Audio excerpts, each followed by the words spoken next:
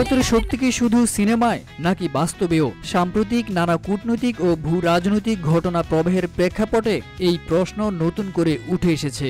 যেখানে বলিউড একের পর এক বিশ্ববাজার কাঁপাচ্ছে, সেখানে ভারতের ভূ রাজনৈতিক ভূমিকা ও সামরিক সিদ্ধান্ত নিয়ে বাড়ছে তুমুল বিতর্ক।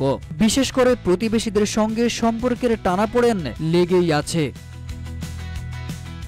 ভারত এমন একটি দেশ যেখান থেকে উঠে এসেছে বর্ডার, গাদ্দার 1 কিংবা রিফিউজি এর মতো বিশ্ব কাঁপানো সব সফল ছবি। দেশটির সফট পাওয়ার বা নরম শক্তির অন্যতম ভিত্তি এখন সিনেমা।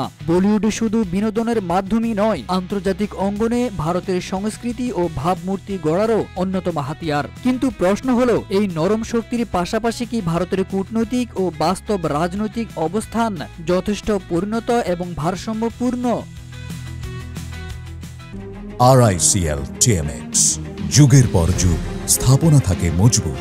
সাম্প্রতিক কাশ্মীর হামলার প্রেক্ষিতে পাকিস্তানের সঙ্গে চরম উত্তেজনা এবং ইন্দাস নদী জল চুক্তি একতরফা ভাবে স্থগিতের সিদ্ধান্ত আন্তর্জাতিক মহলে আগ্রাসী ও অপরিণত হিসেবে বিবেচিত হচ্ছে। পাকিস্তান আন্তর্জাতিক আদালতে যাওয়ার প্রস্তুতি নিচ্ছে, আর ভারত বিশ্ব ব্যাংকের চুক্তির আওতা উপেক্ষা করেই পদক্ষেপ নিচ্ছে। এতে প্রশ্ন উঠেছে, ভারত কি বাস্তব বিশ্ব রাজনীতিতে বলিউডীয় কল্পনার ধারা অনুসরণ করছে?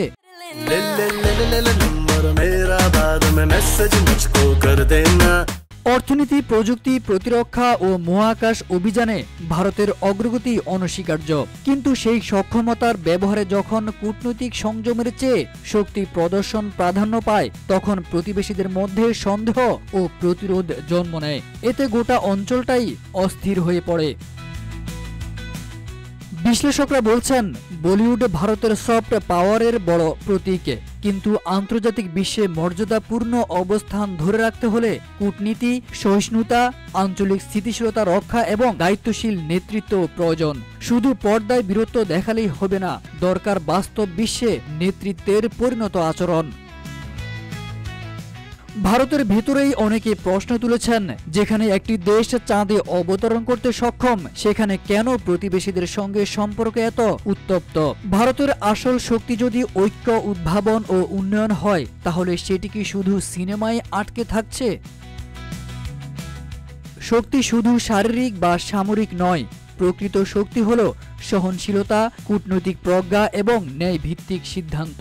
বলিউড হয়তো বিশ্ব জয় করছে, কিন্তু ভারতের সত্যিকারের শক্তি তখনই পরিপূর্ণভাবে প্রতিফলিত হবে যখন তার প্রতিবেশীরাও সেই শক্তিকে আস্থার চোখে দেখতে পারবে।